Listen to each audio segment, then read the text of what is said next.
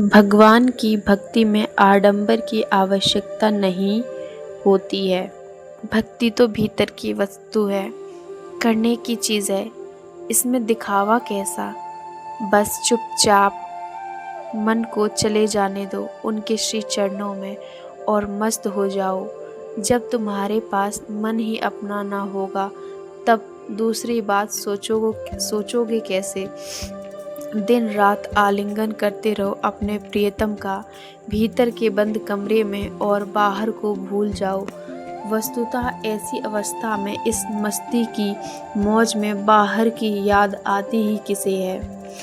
याद रखो, जब सच्चे प्रेम का स्रोत हृदय में बह निकलेगा तब क्षण में अनंत काल की सारी कालिमा धुल जाएगी।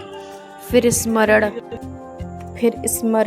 कीर्तन ध्यान और तन्मयता अपने आप ही होने लगेंगे। रोमांच अश्रुपात आदि सात्विक भावों का उदय हो जाएगा। याद रखो, सच्चा सौंदर्य वही है जहाँ भगवान का प्रेम छलक रहा है। भगवत प्रेम को छोड़कर जो कुछ भी है वह तो सदा ही भयानक और भीभत्स्य है। मन जब विषयासक्त रहित होकर सारी असद्भावों मुक्त हो जाता है तब उसमें भगवत प्रेम की प्रतिष्ठा होती है। इस प्रेम से जिस स्वरूप का प्रकाश होता है वस्तुतः वही यथार्थ सुंदर है। याद रखो, इस प्रेम की साधना के लिए आवश्यकता है निष्कपट प्रेम कामना की। बस उनका प्रेम ही चाहो, प्रेम से ही चाहो, प्रेम में ही चाहो। दिल खोलकर सरलता से उन्हें पुकारो। भगवत प्रेम निष्कपट प्रेम कामना से ही मिलता है। मन को टटोल कर देखते रहो, उनमें कोई दूरी कामना छिपी तो नहीं है। याद रखो, तुम जिसको चाहते हो, जिसको अपना बनाना चाहते हो, उनके अनुकूल तो तुम्हें होना ही पड़ेगा। तुम भगवान को और उनके प्रेम को चाहोगे तो तुम्हारा पहला कर्तव्य होगा तन मन से उनके अनुकूल चलना।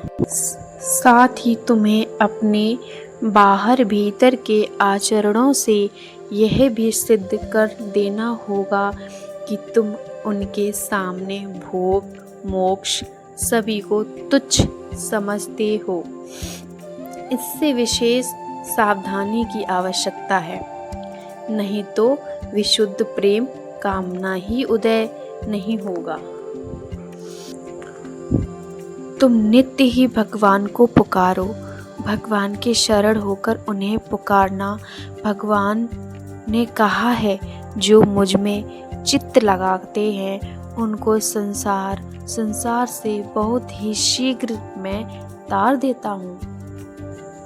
तुम्हारी पुकार सच्ची होगी तो वे अवश्य तुमको बचा लेंगे।